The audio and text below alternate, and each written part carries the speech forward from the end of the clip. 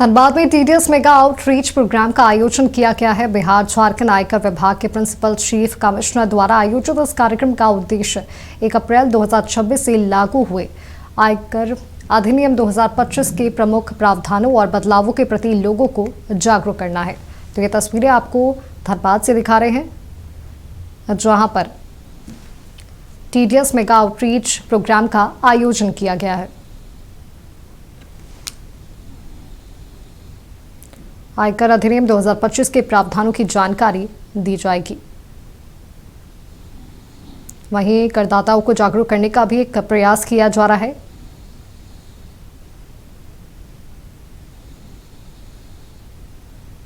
तो ये लाइव तस्वीरें आपको दिखा रहे हैं, धनबाद से ये लाइव तस्वीरें हैं जहां पर टीडीएस मेगा आउटरीच प्रोग्राम का आयोजन किया गया है। बिहार झारखंड आयकर विभाग के प्रिंसिपल चीफ कमिश्नर द्वारा आयोजित इस कार्यक्रम का उद्देश्य 1 अप्रैल 2026 से लागू हुए आयकर अधिनियम 2025 के प्रमुख प्रावधानों और बदलावों के प्रति लोगों को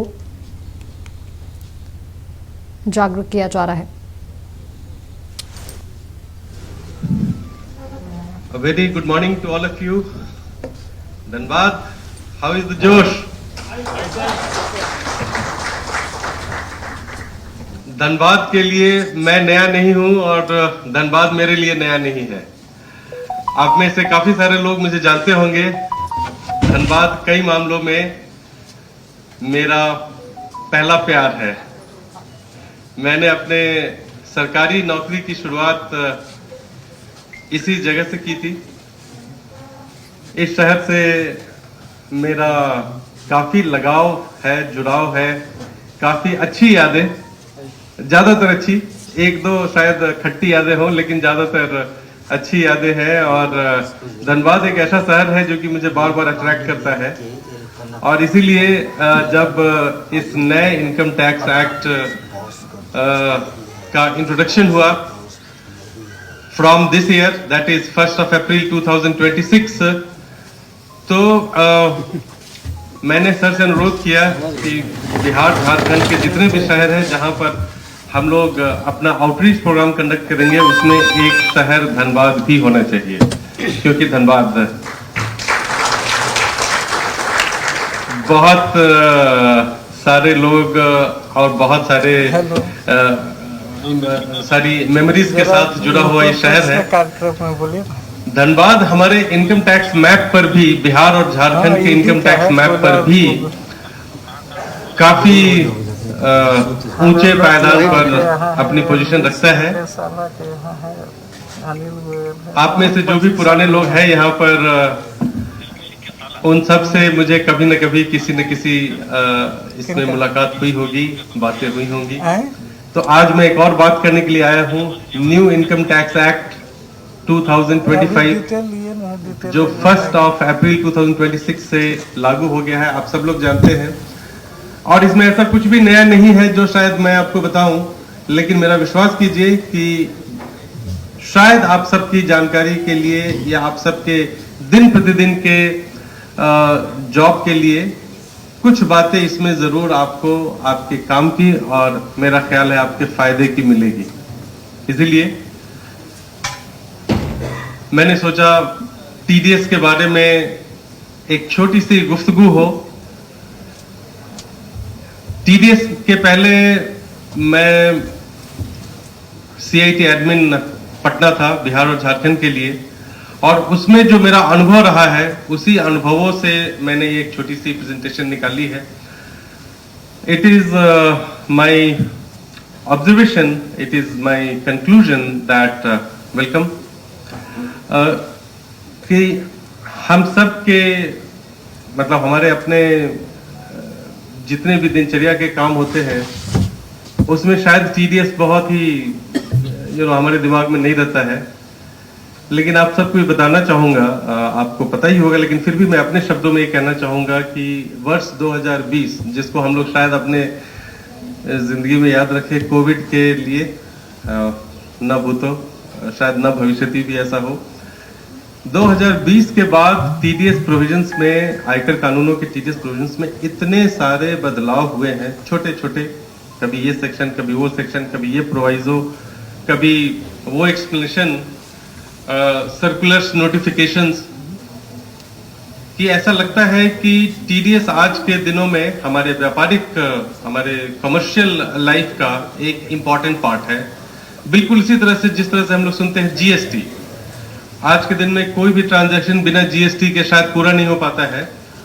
टीडीएस के बारे में भी कुछ उसी तरह की बातें मैं कर सकता हूं, coming from a position where I have found that there is a huge lot of lack of awareness about TDS, there is a huge extent of non compliance about the TDS provisions.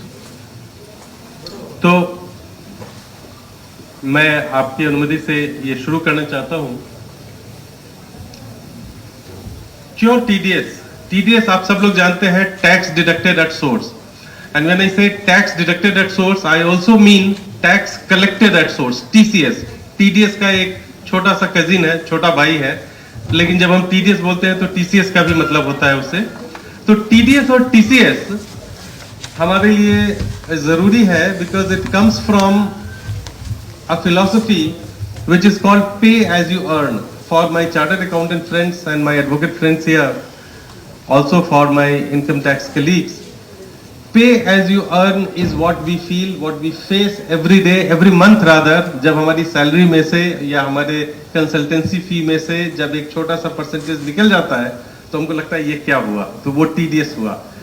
तो आज का मंत्र मैं आपको एक ही देने जा रहा हूं कि आप जब भी कोई ट्रांजैक्शन करें, आज अभी से आपके क्लाइंट्स जो भी ट्रांजैक्शन करें तो आप उनसे ये सवाल जरूर पूछें कि क्या आपने टीडीएस किया क्या, क्योंकि TDS touches us, affects us in more ways than we can imagine. एक जनरल अंडरस्टैंडिंग थी टीडीएस के बारे में कि टीडीएस सारे सर्विसेज पे, जो भी सर्विसेज होती है, सर्विसेज के लिए जो पेमेंट होता है उस पर टीडीएस किया जाता है, जनरली स्पीकिंग। बट आज के दिन में इवन गुड्स पर भी TDS, purchase of goods, transaction in goods पे भी टीडीएस होता है, और transaction of goods of the nature of immovable property, उस पर भी टीडीएस होता है, 194 IA, IC एटसेट्रा एटसेट्रा जो प्रोविजंस है। So with some qualification, every aspect of our commercial life is somehow linked with TDS. TDS comes into your activity whether you like it or not, but that is the policy of the government. There is a statutory framework, तो हमको करना ही है। जिस तरह से हमको income tax पे करना है उस तरह से हमको टीडीएस करना है, और टीडीएस कंप्लायंस में आप सब लोग इनकम टैक्स डिपार्टमेंट के इक्वल पार्टनर हैं। You also work for the department from the other side of the table, but in fact you are our extended arm. So we extend our heartiest welcome, we extend our, gratefulness, indebtedness, जिन शब्दों का आप इस्तेमाल कर रहे हैं, आप हमारे साथी हैं, आप हमारे सहभागी हैं टीडीएस के कंप्लायंस में, इसलिए आपका फिर से इस कार्यक्रम में स्वागत है।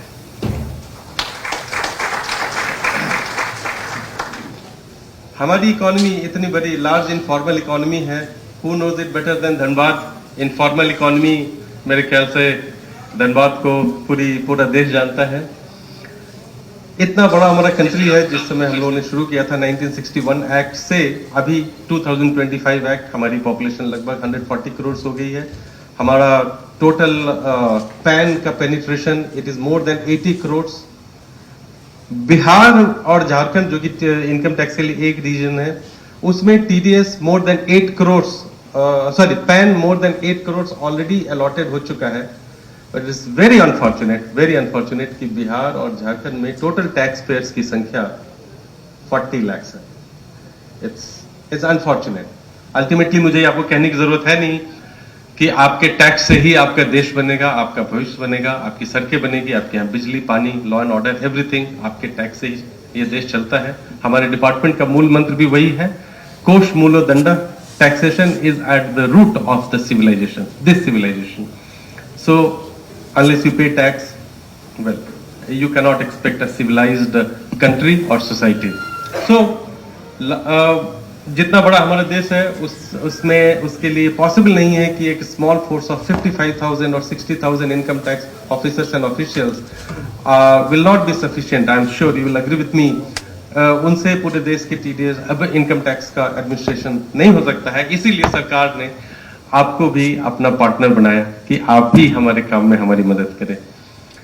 ये सारे रीजंस है, मुझे इसको बताने की जरूरत नहीं है। लेकिन जो सबसे लास्ट है कि आप जो भी टीडीएस करते हैं उससे एक ट्रांजैक्शन का ट्रेल बनता है, एक ऑडिट का ट्रेल बनता है, जिससे गवर्नमेंट ऑफ इंडिया को उस ट्रांजैक्शन को रिकॉर्ड करने की मदद मिलती है।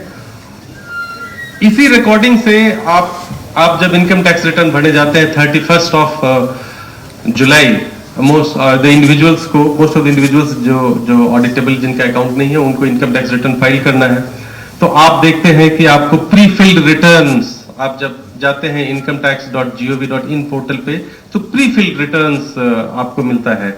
आपके सारे ट्रांजैक्शंस जो भी आपने किए, हो सकता है आपने उसका हिसाब न रखा हो या आपने हिसाब रखने में शायद वो टाइमिंग एक्सेट्रा प्रॉपर्ली मेंटेन न किया हो, लेकिन गवर्नमेंट मेंटेन करती है और आपके इनकम टैक्स रिटर्न के जितने भी रिकॉर्डेड आइटम्स है वो पहले से फिल कर दिए जाते हैं। इसके अलावा आप यदि कुछ डिस्क्लोज करना चाहते हैं या फिर आपको कभी ऐसा लगता है, जो हम लोगों ने अखबारों में भी कई बार पढ़ा है, सुना है, देखा है कि किसी गरीब आदमी किसी रिक्शे वाले के अकाउंट में 2 करोड़ रुपए आ गया, हम सब लोगों ने ये पढ़ा है। आपको वहां भी मदद मिलती है कि नहीं ये मेरा पैसा नहीं है, या फिर गलती से आपके यहाँ एक नोटिस चली जाती है, एक कुछ और ऐसा हो जाता है। कंप्यूटराइजेशन के जमाने में बहुत ज्यादा डिस्क्रिप्शन किसी भी डिपार्टमेंट के पास नहीं है, तो जब वो होता है तो आपको एक क्लिक मिलता है, एक फ्लैग रेज होता है कि नहीं ये ट्रांजैक्शन मेरा है या मेरा नहीं है। सो देयरफॉर ये टीडीएस कंप्लायंस हमको एक ईज ऑफ डूइंग बिजनेस में भी मदद करता है। ये वो लास्ट पॉइंट है।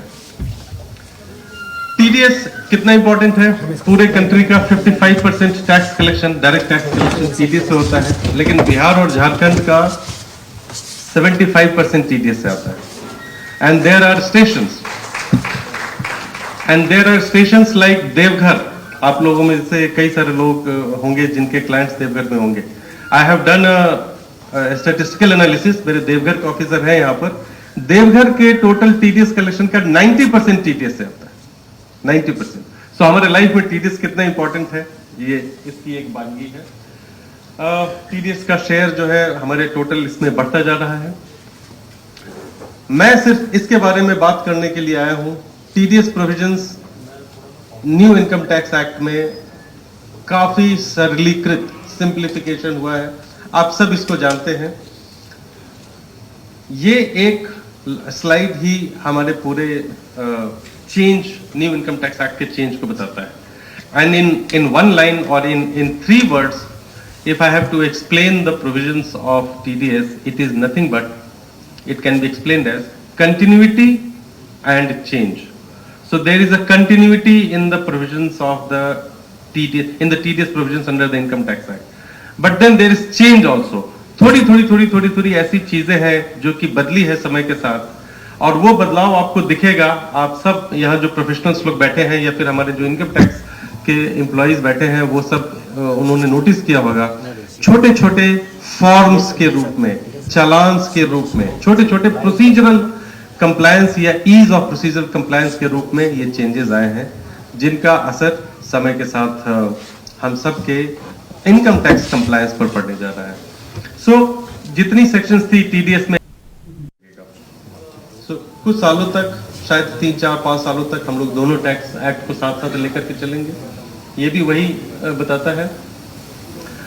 अभी खास करके हमारे प्रोफेशनल फ्रेंड्स के लिए जो सबसे इंपॉर्टेंट सेक्शन है वो है 536।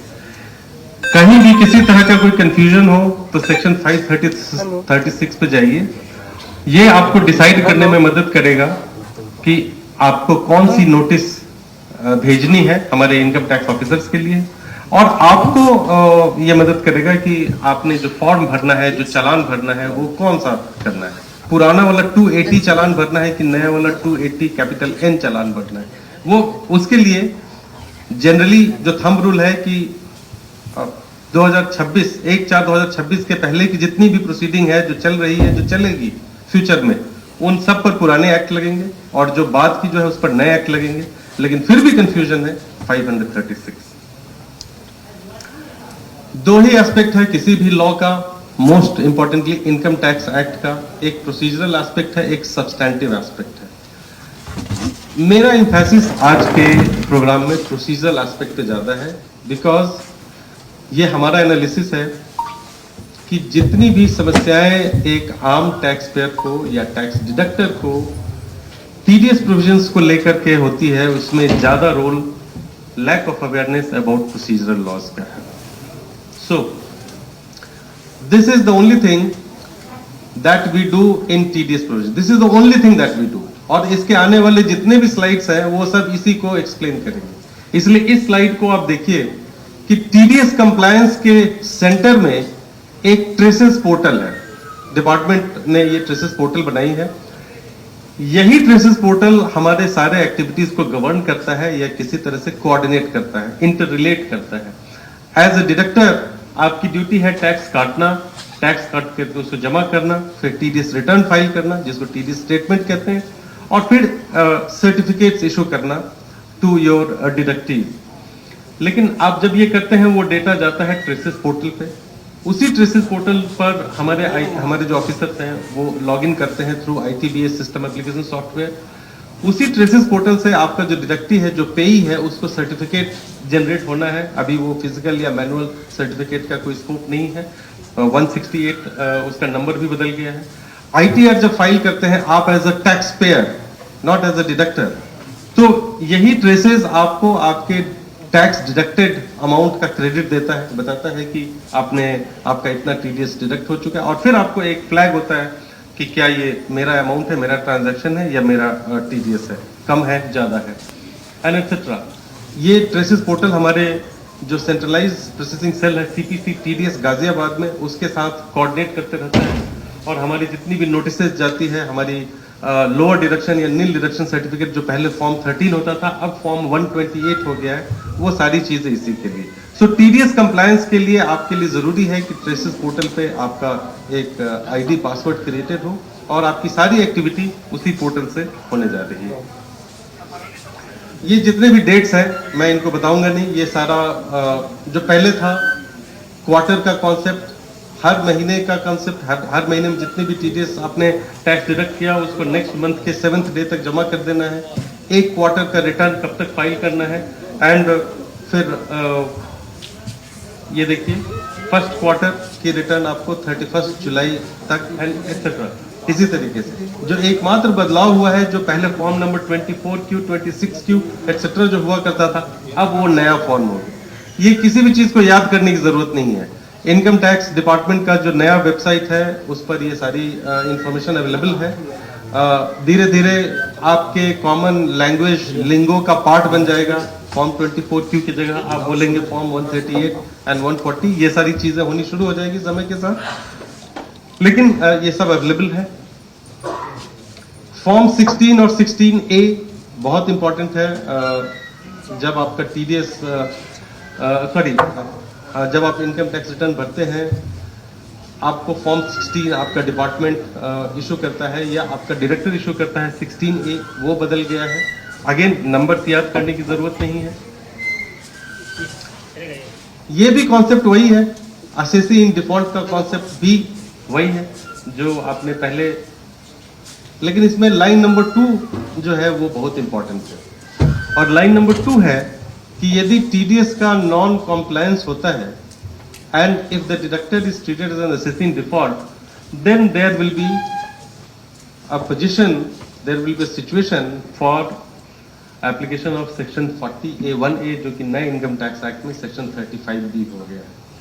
मैं ये क्यों बताना चाहता हूँ, इसमें भी कोई बात नहीं मैं नहीं कह रहा हूँ, सिवाय इसके कि with the increase of computerisation more and more transactions are now being flagged कि जहां पर टीडीएस का नॉन कॉम्प्लायंस है। तो ये हमारे यहाँ ये बहुत ही ह्यूज नंबर में ये रिपोर्ट आजकल जनरेट होकर के हमारे एओ के कोड पर, हमारे ज्वाइंट कमिश्नर के हमारे कोड पर आती रहती है। डिपार्टमेंट ने एक सिस्टम बना रखा है कि एक सर्टेन अमाउंट से नीचे यदि कोई नॉन कंप्लायंस का ये मिले तो हम उसको एक सिंपल नोटिस भेज दें। आप सब लोगों ने सुना होगा एक नज कैंपेन के बारे में, NUDGE नज कैंपेन, डिपार्टमेंट ने बहुत सारी नोटिस भेजी है, धनबाद में भी भेजी है। हमारे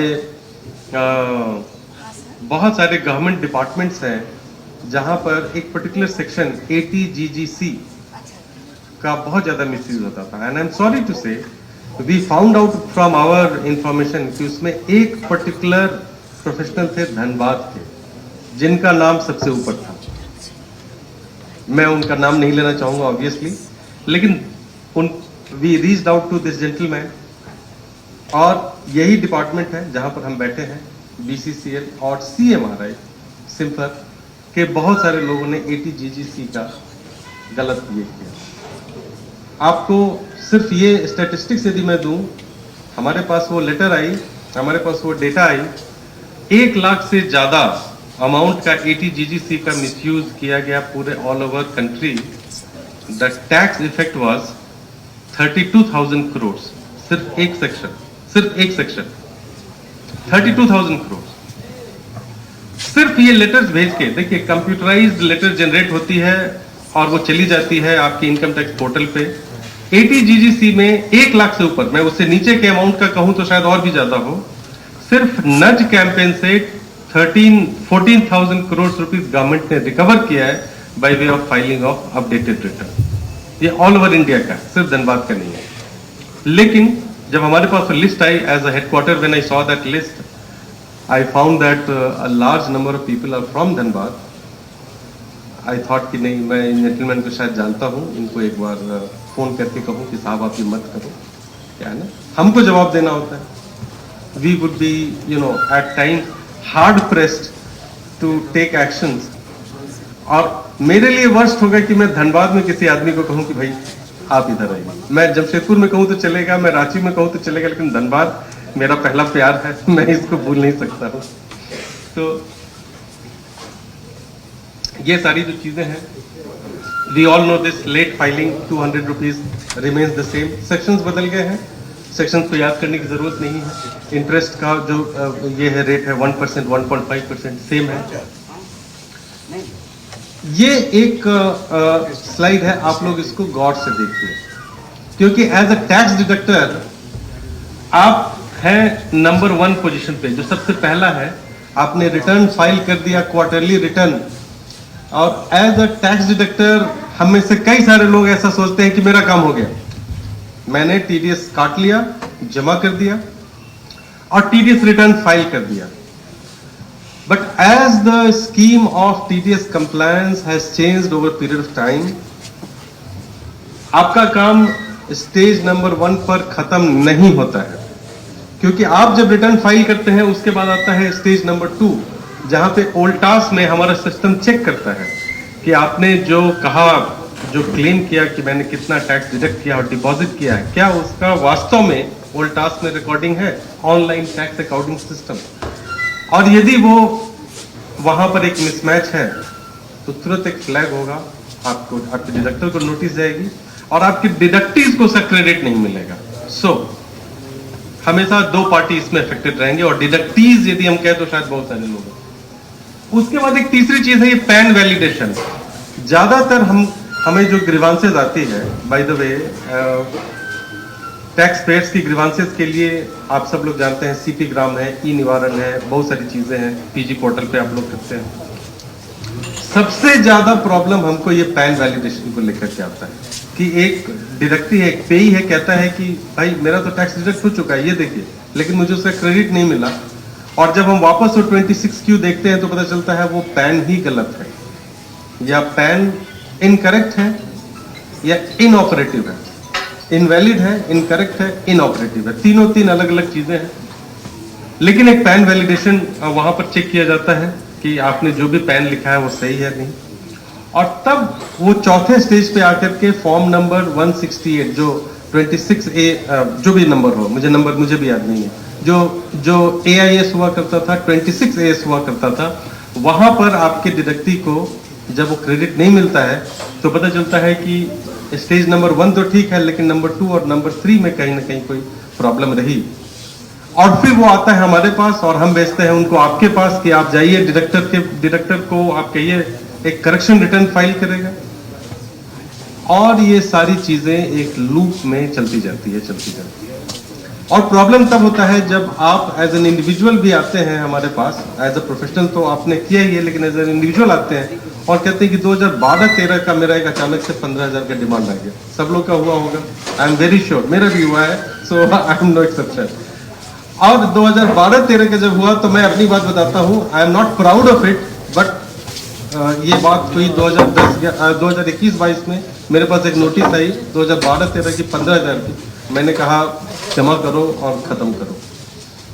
15,000 तक तो मैं सह लूंगा, लेकिन वो 1.5 लाख रुपए होगा तो शायद मैं नहीं सह पाऊंगा। तो फिर सबकी समस्याएं शुरू होगी। एज अ डिडक्टर आपकी समस्या होगी, एज एन ऑफिसर मेरी समस्या होगी, एज अ डिडक्टिव तो आप फेस कर ही रहे। सो देयरफॉर आपका काम सिर्फ स्टेज नंबर 1 पे खत्म नहीं होता है, स्टेज नंबर 2, स्टेज नंबर 3 भी आपके लिए इंपॉर्टेंट है। आपको पता है पैन वैलिडेशन के लिए ई फाइलिंग पोर्टल पे सारी फैसिलिटी है। NSDL जिसका नाम अभी प्रोटियन हो गया है, उस पर pan validation, bulk pan validation की फैसिलिटी है। एक छोटा सा चार्ज लेते हैं, शायद 1.5 रुपया 2.5 रुपया पता नहीं पर पैन का लेते हैं, और आपको ये सारा वैलिडेशन एक ही बार करना है। You have to do it once. एक बार वैलिडेट हो गया, आगे कोई गड़बड़ नहीं होगी। लेकिन first time when you come across a new PAN which you are filling in your TDS return, you must be cautious or conscious of this third aspect, that at some point of time the computer is going to find if it is an incorrect PAN, invalid PAN or inoperative PAN. ये तीनों अलग अलग चीजें हैं जो कि मैं in due course of time, और as an individual taxpayer this is my most important probably form which I am concerned about. जो 26A हुआ करता था, अब फॉर्म 168 हो गया है। ऑल ओवर कंट्री मेरे जो भी ट्रांजैक्शंस है, अलग अलग लोग, कहीं मेरा म्यूचुअल फंड है, कहीं कोई बैंक है, कहीं कुछ है, कहीं भी किसी ने गलती की, किसी तरह की गलती की, वो इसमें रिफ्लेक्ट होगा या नॉट रिफ्लेक्ट होगा। और जब नॉट रिफ्लेक्ट होगा पता चलेगा अरे मेरा टैक्स तो कट गया लेकिन वो है नहीं, तो समस्या तभी होगी। सो ये एक चेंज है। इसमें इसके बहुत सारे लोग शायद इस चेंज से इत्तेफाक नहीं रखते हो, और हमारे डिपार्टमेंट में भी आपको मैं बताना चाहता हूं कि एक आत्ममंथन हो रहा है कि क्या जो पहले 6 साल तक आप करेक्शन रिटर्न फाइल कर सकते थे, अब उस विंडो को कम करके 2 साल कर दिया गया है। और एक टाइमलाइन भी दिया गया था 31 मार्च 2026 तक कि जितनी भी पुरानी करेक्शन है वो फाइल कर दीजिए। बहुत सारे लोगों ने इसका फायदा उठाया, लेकिन अभी भी हमारे पास बहुत सारी एप्लीकेशन आती है कि ये पुराने सालों का है, स्पेशली गवर्नमेंट डिपार्टमेंट से, उसका हम करेक्शन रिटर्न फाइल नहीं कर रहे हैं, अब हम क्या करें। एंड कई सारे लोग ये आर्गुमेंट लेके आते हैं कि हम चूंकि करेक्शन रिटर्न फाइल नहीं कर पा रहे हैं, इसीलिए हम पुराना TDS भी नहीं दे पा रहे हैं, और इसीलिए जो तमाम जो है इंटरेस्ट, पेनल्टी एक्सेट्रा जो एड अप हो रही है, हमारे यहाँ एक डिमांड के रूप में बढ़ता जाता है।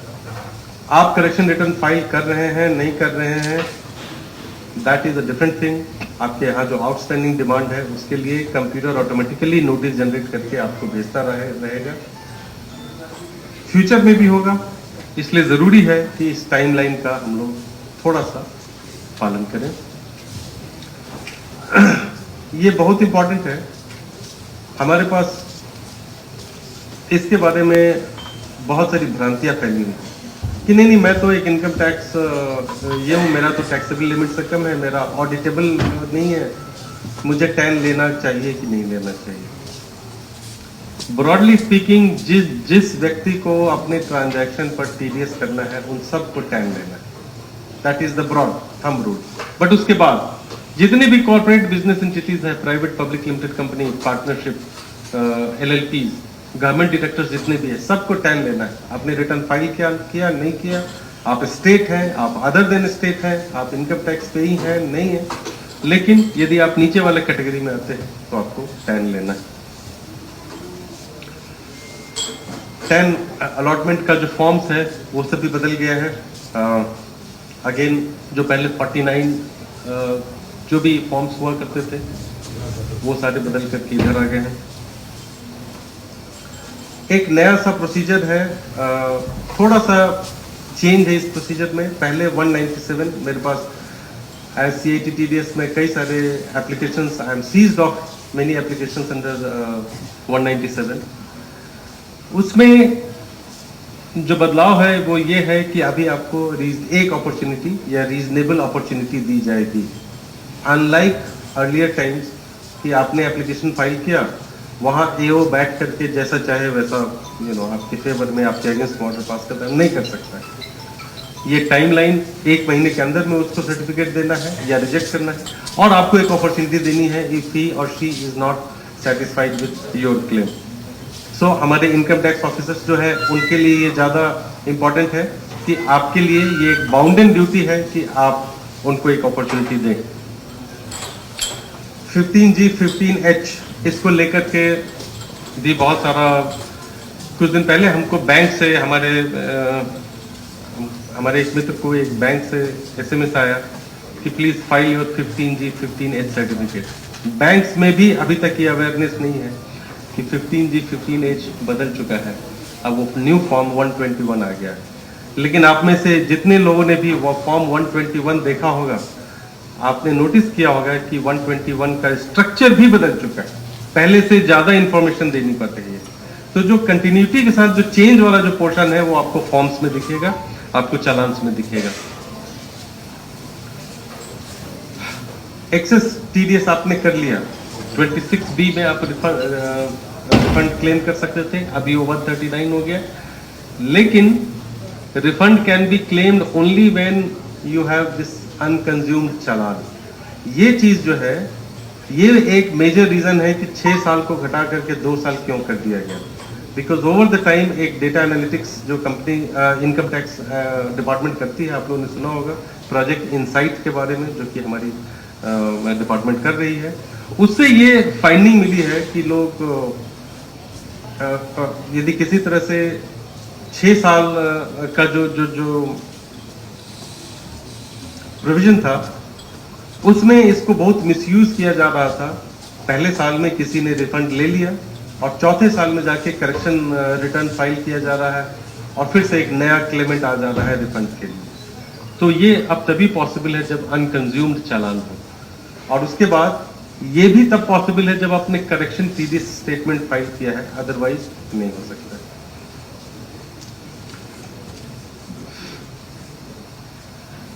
एज एन इंडिविजुअल यदि हम लोग करेक्ट टैन या पैन कोट नहीं करते हैं तो जो डिफरेंट डिपार्टमेंट्स है, for example registration department, income tax उनके साथ ऑनलाइन डेटा शेयरिंग कर रहा है। कई बार ऐसा हो सकता है, मतलब ये प्रोविजन बनाया गया है, अभी कितना इफेक्टिव है, कितना ऑनलाइन है या लाइव है हमको नहीं पता, लेकिन this all of us may face if there is a mismatch PAN, then it is just possible that the other departments, whether banks, financial institutions or any such department, registration department, जो vehicle का ये करते हैं registration, वो कह सकते हैं कि नहीं ये पैन गलत है, I refuse to register this instrument. We are proceeding, we are moving towards this way कि हमारे पैन, हमारे टीडीएस रिटर्न का जो डेटा है वो लाइव बेसिस पे दूसरे डिपार्टमेंट के साथ शेयर किया जाए, ताकि किसी ट्रांजैक्शन को ऑन द स्पॉट हम वैलिडेट कर सकें या इनवैलिडेट कर सकें, इसलिए ये भी जरूरी है। सो प्रोसीजरल लॉ जो है वो सबसे ज़्यादा इम्पोर्टेंट है। सबसे ज़्यादा ग्रीवांस हमको as principal CCIT's office PAN और पैन के मिसमैच या इनकरेक्ट पैन्स को लेकर के मिला है। I must tell you, Dhanbad में हमारे जितने भी प्रबुद्ध टैक्स पेयर्स और नागरिक यहाँ बैठे हैं कि income tax Bihar and Jharkhand ने ग्रीवांस रिड्रेसल में अपनी रैंकिंग को बहुत ज़्यादा इम्प्रूव की, बहुत ज़्यादा इम्प्रूव की। मैं आपको बता सकता हूँ कि एक समय था जब हम बॉटम से टॉपर थे, नीचे से टॉपर थे। सबसे ज़्यादा ग्रीवांस बिहार झारखंड, सबसे delay in redressal of grievance Bihar and Jharkhand. But over the years we have tremendously improved our ranking and we are among the top 5 performer states of this country as far as grievance is concerned. हमारा जो redressal time है वो 73 days से घट करके 41 days and last week जब हम लोग इसको देख रहे थे 35 डेज तक आ गया and we are well on our path to achieve the 21 days redressal time target, कि आपको किसी भी तरह का यदि ग्रीवांस होता है तो हम 21 दिनों के अंदर में उसको रिड्रेस कर सकें। ये हमारा commitment, we are committed to achieving this target and we are committed to improve in our. So procedural laws को लेकर के गवर्नमेंट डिपार्टमेंट्स में मैं आजकल बहुत ज़्यादा I get the opportunity to interact with officers and senior secretaries and all, and when I tell them कि इस तरीके का प्रॉब्लम हो रहा है तो कई बार मुझे सुनने में मिलता है कि अच्छा यहाँ भी TDS करना है, अच्छा इसको ऐसे करना है, ये तो हमको पता ही नहीं था। आप सब लोग अवेयर हैं, कुछ पिछले साल धनबाद में रांची में एक बहुत ही बड़े ऑर्गेनाइजेशन में TDS का सर्वे हुआ जिनका ट्रांजैक्शंस और receipts at least if not was in excess of thousands of crores rupees every year, they had not taken time. ऐसा बहुत सारा है। तो procedural laws. But when it comes to yes.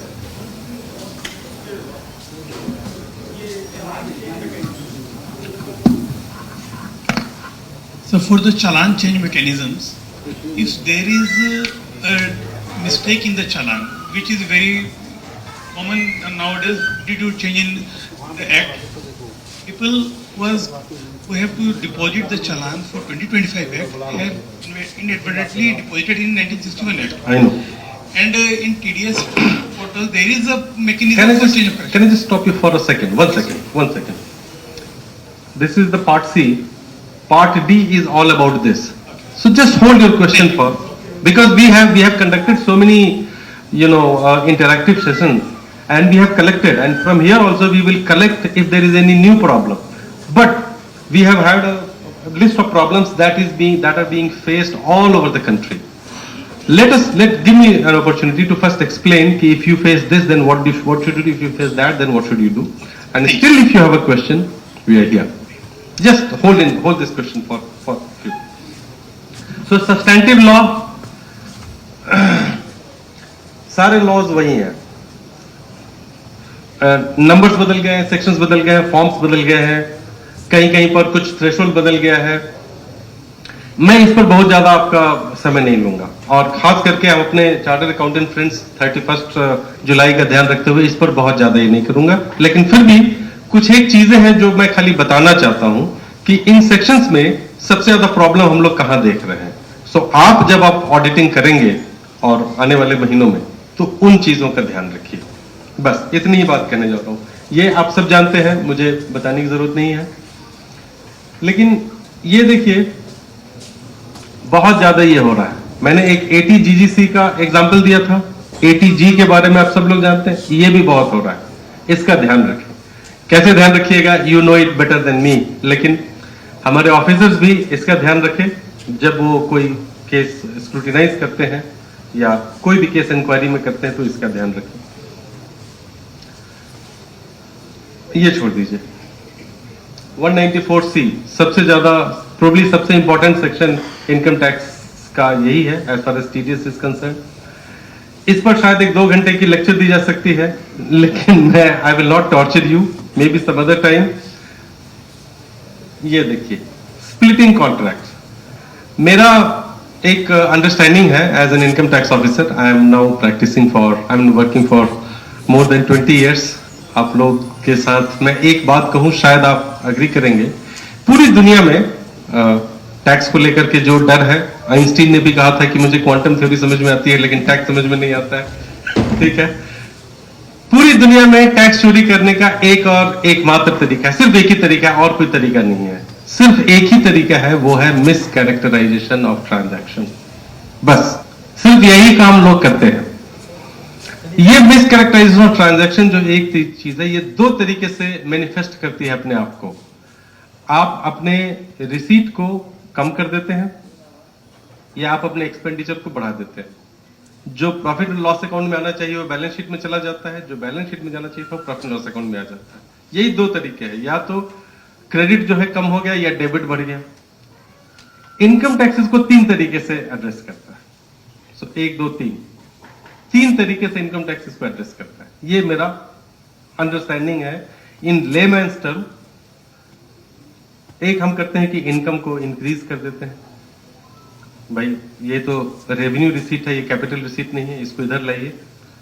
दूसरा हम एक्सपेंडिचर को डिसअलाउ करते हैं, हमारे इनकम टैक्स ऑफिसर्स इसको समझते हैं डिसअलाउंस, राइट, जिसके लिए आप लोग इतना लिटिगेशन भी करते रहते हैं। तीसरा तरीका है by the act of law, by the action operation of a section. हम बोलते हैं कि हम मानते हैं इस चीज को, लेकिन मैं इसको इनकम के रूप में ट्रीट करूंगा, सेक्शन 68। हम जानते हैं कि ये आपका कैपिटल ट्रांजैक्शन, ये लोन है, but because it is not properly explained by the operation of law, I say that it is your income for this year. या फिर सेक्शन 40A1A कहते नहीं ये ट्रांजैक्शन आपने किया है, मैं इसको गलत नहीं मानता, ट्रांजैक्शन आपने किया है, हमारे मित्र बैठे हैं, ट्रांजैक्शन आपने किया है लेकिन टीडीएस नहीं किया, इसलिए मैं 30% डिसअलाउ करूंगा। So by an operation of law, right, 20,000 से ऊपर आपको कैश देने में कोई मनाही नहीं, आप किसी को 20,000 की और 20 लाख रुपीज कैश दे सकते हैं, but there has to be a reason, there has to be justification, और यदि वो नहीं है तो मैं फिर उस पर पेनल्टी, उस पर वॉट एवर वो चीजें फिर, so by an operation of law, यही 3 तरीका है। इसी 3 तरीके में पूरी इनकम टैक्स की कहानी लिखी गई है ऑल ओवर द वर्ल्ड। अलग अलग कहानियां हैं, सारी कहानियां एक हो जाए।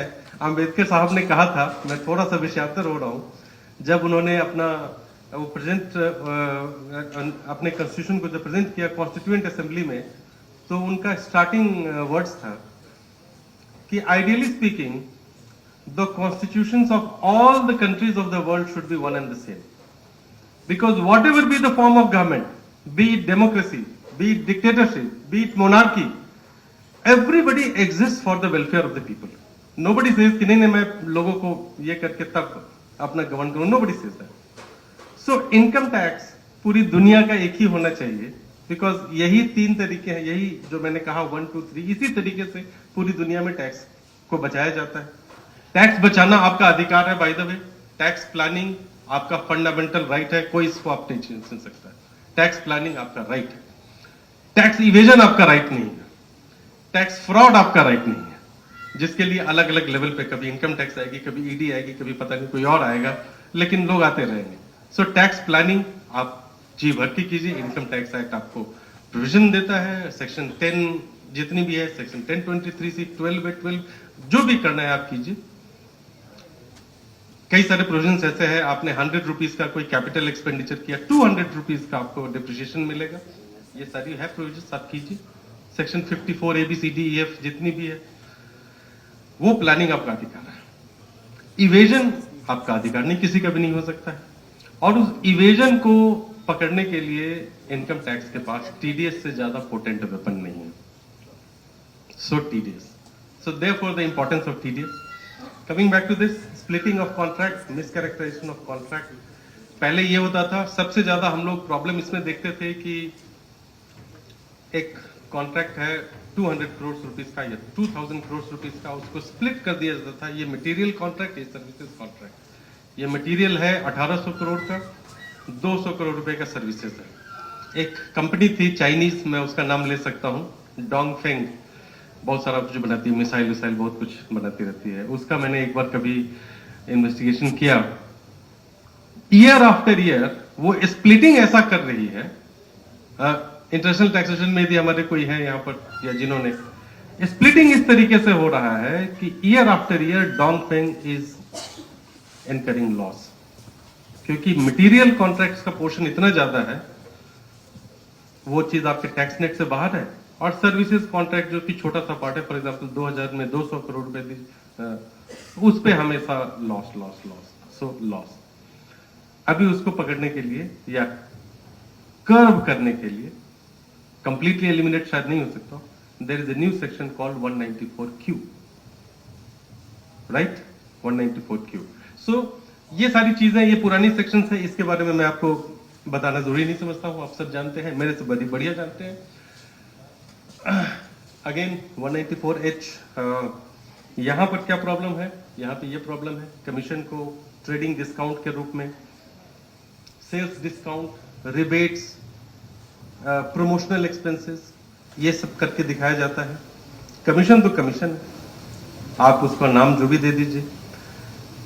डिपार्टमेंट में हमारे पास इस तरह के बहुत सारे केसेस अब फ्लैग्ड हो रहे हैं कि नहीं नहीं ये रिबेट है, 194H के पॉइंट ऑफ व्यू से देखिए ऐसा फ्लैग हो रहा है।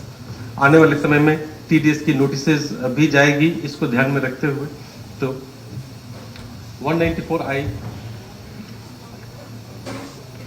10% और 2% का जो डिस्प्यूट है, ये जो ग्रे एरिया है, बहुत ज्यादा हमारे पास ये आ रही है, ट्रांजैक्शन फ्लैग हो रही है कि इस पे होना चाहिए 10%, हो रहा है 2%। और कई बार जब उसका कंप्यूटराइज प्रोसेसिंग हो रहा है 26Q का, तो इतना ज्यादा डिस्क्रिशन या डिसर्नमेंट शायद कंप्यूटर न कर पाए और आपको एक डिमांड नोटिस आ जाती है। आप लोगों में से कई सारे लोगों ने फेस किया होगा कि नहीं इस पे 10% होना चाहिए, 2% किया है इसलिए 8% का डिमांड नोटिस आपके ऊपर आ जाती है। 194J बिल्कुल वैसा ही है। 194IA जिस तरह से डेवलपमेंट हो रहा है, जिस शहर में जाइए, स्पेशली बिहार झारखंड में बहुत ज़्यादा इसका एप्लीकेशन है। एंड अभी हम लोगों ने कुछ एक सर्वेज किए हैं पटना में और रांची में। आई फाउंड इट सरप्राइजिंग, एक बहुत अच्छी बड़ी बिल्डर कंपनी है, 4 या 5 बड़े बड़े टावर्स खड़ा कर चुकी है over last 6 years, but 0 TDS। I am sure none of you would like to see that happen, none of you. अब यहां पर एक सवाल होता है जो बिहार झारखंड में बहुत होता है। 40 लाख रुपए हमने दिखाया अपने सेल डीड में या परचेज डीड में और 20 लाख रुपए कैश दिया, तो 194IA का एप्लीकेशन होगा कि नहीं होगा, क्योंकि वो तो 50 लाख से कम है। ये सवाल आने वाले समय में लोगों को हॉन्ट करेगा। So rent paid by non audit individual, इस पर ये एक नया सेक्शन है, रिलेटिवली न्यू सेक्शन है, इस पर थोड़ा सा ध्यान देने की जरूरत है। 194IC ज्वाइंट डेवलपमेंट एग्रीमेंट, बहुत ही ज्यादा हम लोग इसको आजकल स्क्रूटिनाइज कर रहे हैं, बहुत ज्यादा स्क्रूटिनाइज कर रहे हैं। एक ज्वाइंट डेवलपमेंट एग्रीमेंट में हर स्टेज पर टैक्सेशन की बात होगी। जिस समय एक नन जिसको बोलते हैं कोलोकियली, JDA साइन करते समय यदि हम कोई कैश में पेमेंट कर रहे हैं, कैश मतलब कैश या चेक, उस पर TDS होना है। जिस समय हैंडओवर होती है वो प्रॉपर्टी, जो लैंडलॉर्ड है उसके शेयर का, उस पर एक इंसिडेंस होगा कैपिटल गेन का। फिर जब वो 2 साल बाद उसको बेच रहे हैं, फिर से दूसरा इंसिडेंस होगा। इन बिटवीन दोज 2 years यदि मैं एज अ लैंडलॉर्ड मैंने अपने शेयर के घर को रखा हुआ है, अपने पास रखा हुआ है, एक नोशनल बेसिस पे रेंटल इनकम वहां पर टैक्स, ये जो चीजें हैं आजकल इतना रियल टाइम बेसिस पे डेटा शेयरिंग हो रही है कि JDAs are going to come under increased scrutiny. So आप सब लोग अपने जो क्लाइंट्स हैं उनको इसके बारे में अवेयरनेस जरूर बताइए, फैलाइए। 194LA ये भी है, ये भी कुछ रिलेटिवली पुराना सेक्शन है। ये देखिए बहुत सारे बैंक्स में अभी recently I was a part of a group, a committee has specially been formed under the chairmanship of none other than the Honorable Home Minister, and there is a particular scrutiny on the border districts of Bihar and Nepal and Bangladesh and उधर पाकिस्तान भी। Border district पे ये बहुत ज्यादा कुछ हो रहा है, कैश में transaction, specially Bihar Nepal border पे। आपके क्लाइंट्स यदि होंगे, बहुत सारे बैंक्स ऐसे हैं, कोऑपरेटिव बैंक्स, जो कि इस प्रोविजन को फॉलो नहीं कर रहे। सो दिस इज समथिंग जिसके बारे में थोड़ा सा अवेयरनेस की जरूरत है। This is the section, this is going to probably attract और अफेक्ट मोस्ट ऑफ अस। ये वो सेक्शन है जिसके through transaction in goods for purchase of goods is being brought under the tax line and mostly being brought under the recorded transactions में। हमारा जो FIU है वो ये सारे डेटा को इसी तरीके से जब कलेक्ट करता है, 50 लाख से ऊपर का टर्नओवर यदि है आज के दिन में, तो उस पर 0.1% TDS होना चाहिए। 0.1% इतनी छोटी चीज है, 10 करोड़ में 1,00,000 रुपया टैक्स या 1 करोड़ में 10,000 रुपया टैक्स, वो छोटी सी चीज है, लेकिन उसका असर जब होगा 30% डिसअलाउंस पे, तो शायद वो बहुत बड़ी हो जाएगी। तो इसीलिए अब इस पर बहुत जगहों पर हमने लोगों से पूछा, purchase of electricity, whether electricity comes under the definition of goods. Many people probably would find it difficult to accept that electricity is goods. Purchase of software as opposed to licensed software. So यदि आपकी company software पे purchase कर रही है, again goods. तो ये एक दूसरा सेक्शन है। ये सेक्शन बहुत ज्यादा आपको याद दिलाएगा फ्रिंज बेनिफिट टैक्स का। आप सब लोग शायद याद करेंगे 2007, 8, 9 में 2 टैक्सेस आए थे। एक फ्रिंज बेनिफिट टैक्स था और एक what was that, banking cash transaction tax, BCTT, and none of us was happy with that.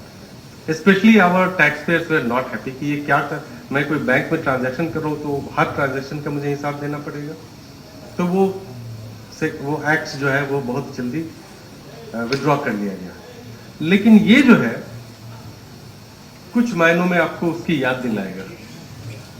बहुत ज्यादा इसका मिसयूज हो रहा है, you will all agree with me. जो फार्मास्यूटिकल कंपनी है वो अपना एक ये रख रही है, कॉन्फ्रेंस रख रही है बैंकॉक में, पता नहीं क्यों बैंकॉक में दुबई में। और फार्मास्यूटिकल कंपनी न सिर्फ डॉक्टर्स को बल्कि उनकी फैमिली को भी, उनके स्टाफ को भी तरह तरह के गिफ्ट्स, परक्विजिट्स के डेफिनेशन में उसको लाया गया है। Business perquisites and other benefits और dealer other benefits. Now what is other benefit?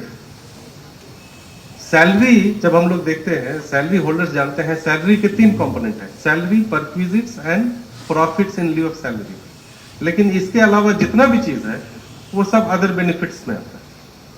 कोई भी चीज आप, अभी मुझे कुछ दिन पहले मेरे पास एक इंफॉर्मेशन आई, पूर्णिया वाले हमारे ऑफिसर हैं, फलाना डॉक्टर को फलानी कंपनी ने एक मर्सिडीज कार गिफ्ट की। बहुत अच्छी बात है, मर्सिडीज कार पे हम सबको चढ़ने की इच्छा है, मुझे भी इच्छा है, लेकिन वो एक परक्विजिट है इस सेक्शन में। ठीक, तो ये सेक्शन आने वाले समय में probably it is going to be one of the most important sections for all of us, not so much for government servant because वो ले नहीं सकते, लेकिन बाकी लोग के लिए ये बहुत ज्यादा इंपॉर्टेंट है। तो हमारे ऑफिसर जो लोग बैठे हैं उनके लिए भी है कि 194R, चाहे आप VU में हो, AU में हो, इन्वेस्टिगेशन में हो, अमर जहां भी हो, 194R जरूर पढ़िए, बहुत ज्यादा इसका इस्तेमाल होने जा रहा है। और फिर तीसरा सेक्शन है T, 194T। So Q, R and T, these 3 changes, these 3 new section, एक 2021 से आया, एक 22 से आया और एक इस साल से आया। और मैं आपको एक और चीज बताता हूँ, मैं यहाँ आने के पहले मैंने जो प्रिपरेशन की, तो मैंने अपने एक पटना चार्ज को कहा कि 194T का डेटा मेरे पास खाली लेकर के आओ। ये रियल लाइफ में बता रहा हूँ, ये 4-5 दिन पहले की बात बता रहा हूँ कि 194T का डेटा लेकर के आइए। हमारे ऑफिसर्स भी हैं। 40%, लेस देन 40% केसेस में 194T में डिडक्शन हुआ है, 60% में नहीं हुआ है।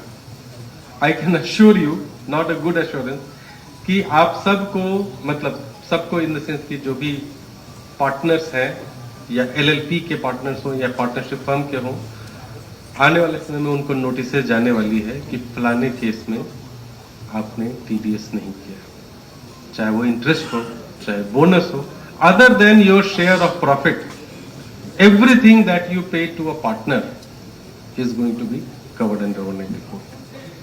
So section 194Q, R और T ये most important TDS provisions होने जा रहा है, other than 194C which is traditionally the largest contributor। इसका ध्यान आप जरूर रखें और एज अ प्रोफेशनल आप अपने क्लाइंट्स को इसके बारे में जानकारी दें। ये मेरा संदेश है, मेरा आग्रह है।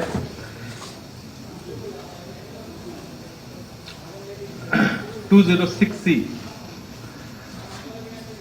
आपको सरप्राइज होगा ये जान करके, अभी कुछ दिन पहले हमने एक इंक्वायरी की एक रेलवे डिवीजन का, railway division, central government, they don't do 206C on parking lot का जो उन्होंने दिया है। अब बहुत बड़ा स्टेशन है जिससे 3 इयर्स में उनका कॉन्ट्रैक्ट है 5 करोड़ रुपीस का, बट नो TCS। ये लेवल ऑफ यदि अवेयरनेस है तो आप लोग as our partners from the other side of the table, आपकी जिम्मेदारी टू दैट एक्सटेंट बढ़ जाती है। तो मेरे जितने भी यहाँ पे प्रोफेशनल फ्रेंड्स हैं, मैं आपको अर्ज करता हूँ कि प्लीज इसका ध्यान रखा जाए। 206C और सेंट्रल गवर्नमेंट की डिपार्टमेंट और वो ना करे, और स्क्रैप सेल पे ना करे, और पार्किंग पे ना करे। दिस इज तो 195 बिहार और झारखंड में इसको लेकर के बहुत ज्यादा अनजानापन। अच्छा, ये क्या होता है मैं नहीं जानता हूँ। 195, 197 बहुत सारे लोग करते हैं, जानते हैं। 195 के साथ एक और चीज होती है जो पहले 15CA/CB, ये फॉर्म भी बदल गया है। Many of my banker friends in Bihar and Jharkhand who have worked outside, they confided in me कि साहब यहाँ तो कोई 15CA/CB करता ही नहीं है। वो एक फॉर्म A2 होता है शायद, इसके लिए PMLA के लिए फॉर्म A2 भर देते हैं, बस हो जाता है 15CA 15CB। और 15CB में आप लोग की जिम्मेदारी थोड़ी सी बढ़ती है, आप लोग की रिस्पॉन्सिबिलिटी बढ़ती है। रिस्पॉन्सिबिलिटी मैं ये कहना चाहूँगा, 15CB किसी भी 15CB सर्टिफिकेट पे साइन करते समय please be careful, a little careful. अब वो भी फॉर्म बदल गया है, जो कि एक नया फॉर्म आ गया है, फॉर्म नंबर 145, 146, तो थोड़ा सा उस पर ध्यान रखें। ये शायद बहुत इंपॉर्टेंट नहीं है। सब्सटेंटिव लॉ के बारे में आपको मैं जो भी बताऊंगा कम ही बताऊंगा, और शायद बहुत ज्यादा हमारे पास कहने के लिए है। लेकिन अब आप महाशय का जो सवाल था उसको एड्रेस करने का टाइम आया है, और आपके पास जो भी सवाल हो, हम ये प्रॉमिस नहीं करते हैं कि आपके सारे सवालों का जवाब हम दे देंगे। पहले मैं डिस्क्लेमर दे देता हूं, मैं नोट जरूर करूंगा, ठीक है, और फिर अगले प्रेजेंटेशन में उस क्वेश्चन को भी इंक्लूड करूंगा, ठीक है। लेकिन अभी तक हम लोगों का जो ऑब्जर्वेशन है, ठीक है, कि किस तरह की समस्याएं सबसे ज्यादा हम लोगों ने देखी है, उसको हम लोगों ने एक जगह कंपाइल किया है। शायद आपके सवालों के जवाब हो, और मैं इसके लिए हमारे ज्वाइंट कमिश्नर हैं Shri Sapan Chakraborty, please give him a big hand. He is the youngest of us all, he is going to retire in November, he is the youngest. But इनके पास जितना नॉलेज है, जितना प्रैक्टिकल नॉलेज है, वो आपको इनसे सवाल और इनके जवाबों से भी पता चलेगा। तो मैं आपको इनवाइट करता हूं, आगे की प्रोसीडिंग आप यहाँ से लीजिए। Thank you, thank you.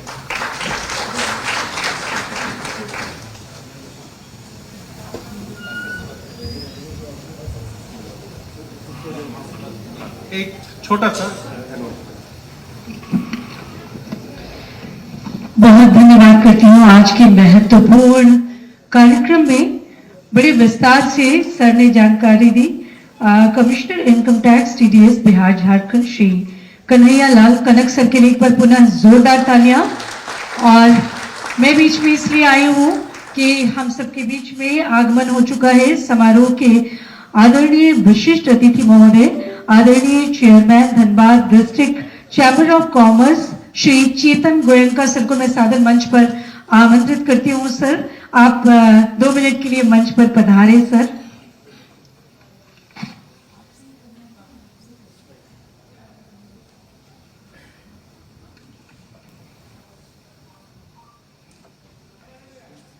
Goenka sir मंच पर आ चुके हैं। आदरणीय श्री चेतन गोयनका सर का आदर वर्धन कर रहे हैं। पुष्पगुच्छ